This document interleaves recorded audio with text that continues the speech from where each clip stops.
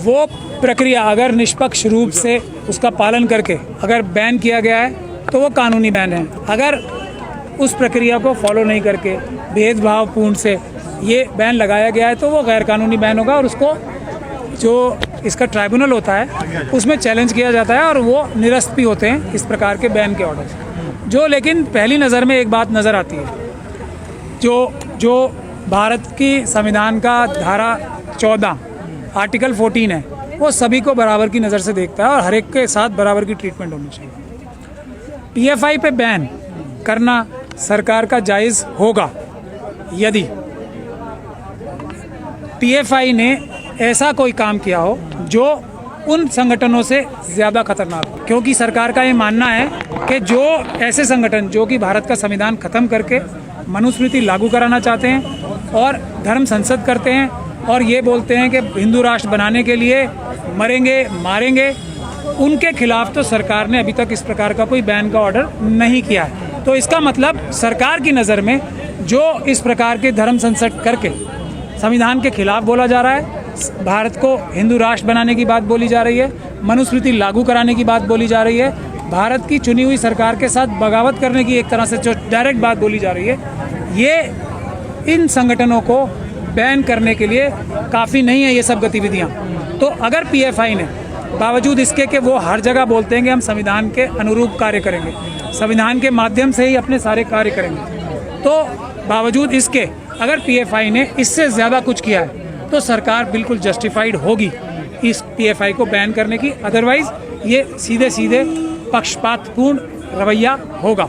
तो पहले इस बात का पैमाना होना चाहिए कि ये जो लोग हिंदू राष्ट्र बनाने की बात कर रहे हैं, जो कत्ले आम करने की बात कर रहे हैं, जो भारत के संविधान को तोड़ के मनुस्मृति लागू करने की बात बोल रहे हैं, तो उनके खिलाफ भी क्या बैन लगाने जाने की प्रक्रिया जारी है और क्या इससे ज़्यादा पीएफआई ने कुछ किया है या नहीं। सर, कहा जा रहा है कि सीबी के रास्ते पे चल रहा था पीएफआई। मैंने क्या कहा है, अभी एक शिंदे साहब हैं, उन्होंने आरएसएस का डायरेक्ट, वो एक आरएसएस के कार्यकर्ता रहे हैं, एनआईए का एक केस चल रहा है पूना में, उन्होंने आरएसएस के बहुत सारे कार्यकर्ताओं का नाम लेके, सीबीआई के ऑफिसरों का नाम लेके ये बात कही है कि आरएसएस जो है वो बम ब्लास्ट बनाने का कार्य करवा रही थी बहुत बड़े पैमाने पर, बहुत बड़ी साजिश के तहत। तो ये जो गतिविधि है, ये क्या इस प्रकार की गतिविधियों में कोई और संगठन लिप्त है या नहीं है। तो मेरा कहना यह है कि बराबरी के साथ सबके साथ ट्रीटमेंट करने की जिम्मेदारी भारत के संविधान ने सरकारों की लगाई है।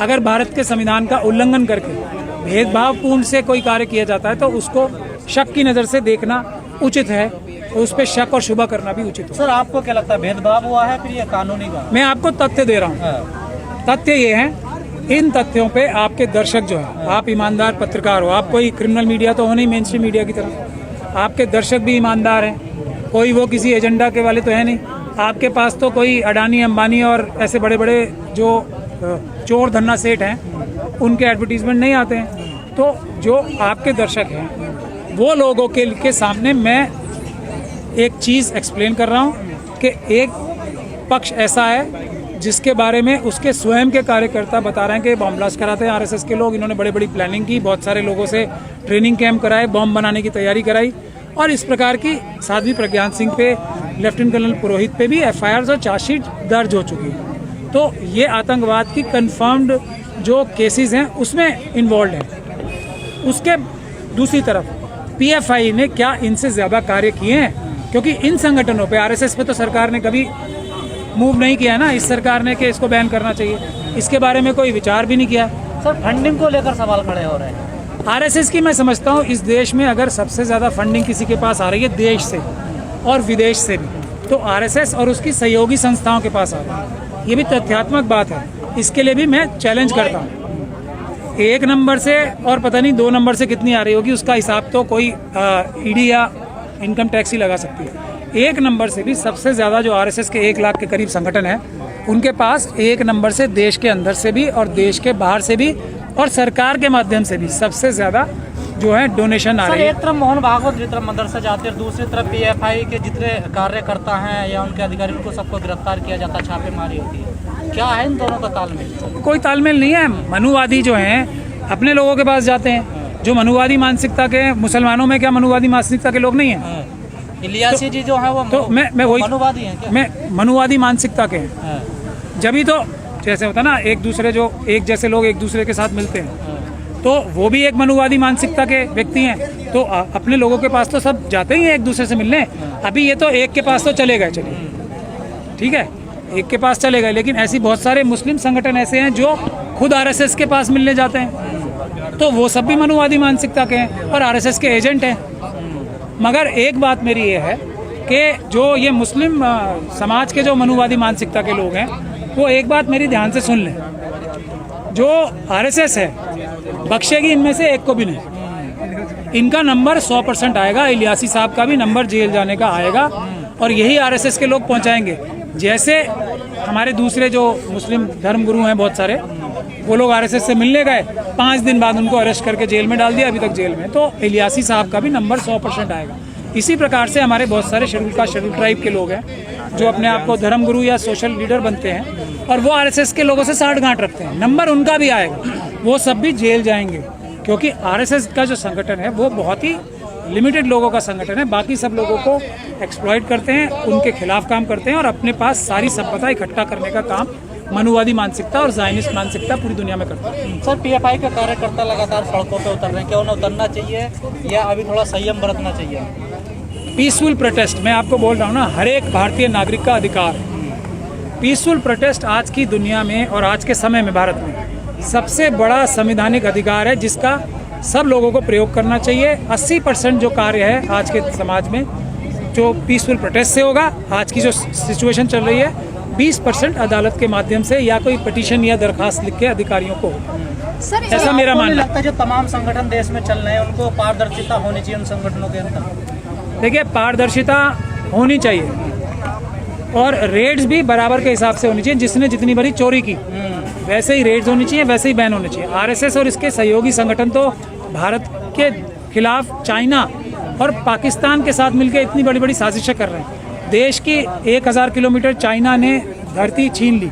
देश के अंदर जो ये सांप्रदायिक हिंसा फैला रही है आरएसएस और मनुवादी मानसिकता के लोग, तो वो लोग देश को कमज़ोर कर रहे हैं ताकि पाकिस्तान और चाइना जो है देश की सीमाओं पे और बड़ा खतरा पैदा कर सके। इसीलिए जो भी मनुवादी है वो देशभक्त हो ही नहीं सकता। मनुवादी और देशभक्ति का कोई लेना देना नहीं है। अम्बेडकरवादी जो है वही देशभक्त हो सकते हैं। जो अम्बेडकरवादी नहीं है उसको अपनी देशभक्ति जो है वो साबित करनी पड़ेगी।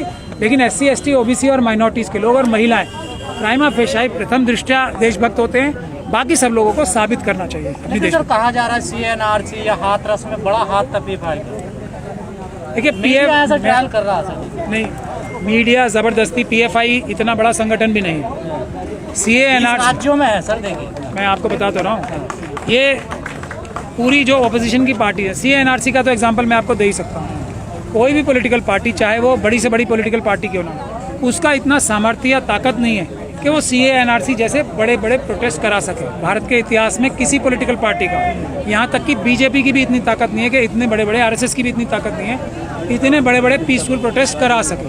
तो PFI की भी कोई ताकत नहीं है, किसी भी संगठन की कोई ताकत नहीं है इतने बड़े पीसफुल प्रोटेस्ट कोई करा सके। ये तो CNRC का स्पॉन्टेनियस प्रोटेस्ट था।